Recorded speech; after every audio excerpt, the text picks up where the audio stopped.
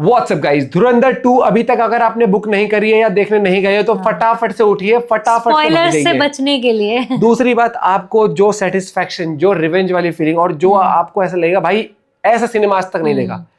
पहला एंजॉय किया था ना, दूसरे में आप बोले भाई थैंक्स कि मतलब इतनी जल्दी मूवी ला दी। तो भाई का रिव्यू देखते हैं, उस वीडियो का लिंक है डिस्क्रिप्शन में। 1 2 3 गो। I'm not gonna lie, जो satisfaction मुझे धुरंधर 2 देख के मिला है, it is better than scratching your balls. अरे भैया, अबे ये ये तो पहले पार्ट वाला। I know तुम लोग क्या सोच रहे हो, लेकिन अगर सिनॉप्सिस से शुरू करें तो धुरंधर 2 द रिवेंज धुरंधर की कहानी को कंटिन्यू करती है, जिसमें हम जसकीरत को हमजा के रूप में देखते हैं, जो अभी भी कराची के लियारी में ऑपरेट कर रहा है और अब उसकी हायरार्की चेंज होने लगी है। वो अब किंग बन चुका है और वहां से उसके सामने एक नई स्ट्रगल्स है। इसके अलावा जसकीरत की बैक स्टोरी भी है कि आखिरकार वो हमजा बना तो बना कैसे, और कैसे ये सारी चीजें आकर के कंक्लूड होंगी, और क्या हमें वो क्लोजर दे पाएंगी जो धुरंधर 1 ने प्रॉमिस किया था। ये सारी चीजें तुम्हें मूवी देखकर ही पता चलेंगी। तो जैसे इस मूवी को देखना शुरू किया, इसके 20-25 मिनट के बाद आई काइंड ऑफ रियलाइज्ड कि इसका स्ट्रक्चर काफी डिफरेंट है। उसका रीजन ये है कि क्योंकि धुरंधर 1 और 2 एक्चुअली में एक ही मूवी थी, तो इसी वजह से इसका सीक्वल जो है ना, वो एक टिपिकल मूवी के स्ट्रक्चर को फॉलो नहीं करता। मतलब जब भी हम कोई मूवी देखते हैं तो उसमें 3 एक्ट स्ट्रक्चर होता है, जहां पर मूवी शुरू होती है, फिर बीच में जाकर के वो पूरी कहानी खुलती है और एंड में जाकर के वो क्लोज होती है। लेकिन क्योंकि इसको इनिशियली वैसा प्लान नहीं किया गया था, तो इसी वजह से सीक्वल के कुछ चीजें हैं जो बहुत फास्ट पेस पे मूव करती हैं। एंड मैं बस इतना कहूंगा कि जो हम लोगों ने ट्रेलर में देखा है ना, वो इसका एक बहुत ही छोटा सा पार्ट है। मूवी का डायरेक्शन बहुत हद तक धुरंधर 1 जैसा ही है। थोड़ी सी एडिटिंग मुझे आउट ऑफ प्लेस फील हुई और उसका रीजन भी बहुत सिंपल सा है। आई गेस बिकॉज उसके बहुत सारे रैंडम कट्स जो CBFC ने कराए थे वो थोड़े से ऑब्वियसली दिखने लगते हैं। इसके अलावा मूवी अपने एक्शन में वही रॉनेस, वही ब्रुटैलिटी को कंटिन्यू करती है जो हमने पार्ट 1 में देखा था। स्लो मोशन पे बहुत ज्यादा हेवी रिलायंस नहीं है, किसी को भी बहुत फास्ट मोमेंट प्रोवाइड नहीं किया है।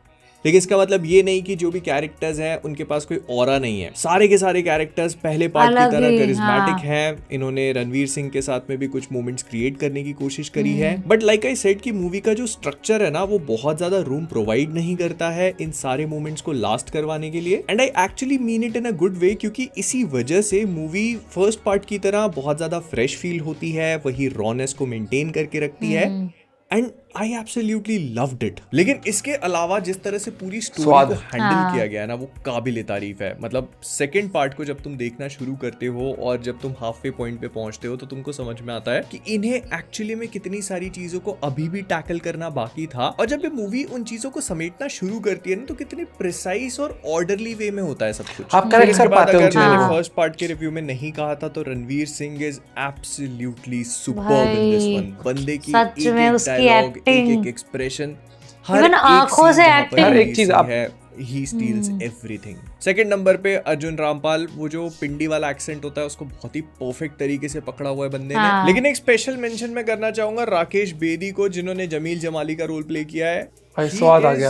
Absolutely brilliant. फर्स्ट पार्ट पे अगर मैंने क्रेडिट नहीं दिया था, तो सेकंड पार्ट में he shines outright. मतलब बंदे को मालूम है कि कौन सी चीज स्क्रीन पे क्लिक कर रही है और लोगों को वो देखना पसंद आ रहा है। प्लस जो कॉमिक टाइमिंग है वो एब्सोल्युटली ऑन पॉइंट है। तो बंदा उसी पे डबल डाउन करता है इसमें। अगर मुझे कोई चीज नेटपिक करनी ही होगी तो मैं कहूंगा कि इस वाले का बैकग्राउंड स्कोर फर्स्ट वाले जितना इम्पैक्टफुल फील नहीं हुआ मुझे, but still it is really good. जहां पर वो हिट करता है वहां पर करता है। लेकिन इसके अलावा जो चीज मुझे बहुत पसंद आई वो थी द क्लोजर। ये मूवी हर एक चीज को इतना समय देती है सो दैट जब तुम थिएटर से बाहर निकलते हो तो तुम्हारे मन में एक बहुत ही ज्यादा सेटिस्फैक्टरी फीलिंग होती है। फिर जो फर्स्ट पार्ट में जो वायलेंस दिखाया था, ये वाला पार्ट उस पे और डबल डाउन करता है, और ज्यादा ब्रूटल है, और ज्यादा वायलेंट है। कुछ सीन्स ऐसे हैं जो मेरे लिए काफी शॉकिंग थे, ऑल्दो सैटिस्फाइंग, बट शॉकिंग थे। I did not expect that to happen. इस वजह से मैं उस चीज को देखकर थोड़ा सा शॉक हो गया था, बट सैटिस्फाइंग नॉनदलेस। एंड जैसे गैंग्स ऑफ वासेपुर है, जब उन्होंने उन मूवीज को बनाया था तो उनके दिमाग में ये चीज थी कि इन्हें 2 पार्ट्स में स्प्लिट करना है। इसी वजह से वो मूवीज उस तरह से स्ट्रक्चर्ड है।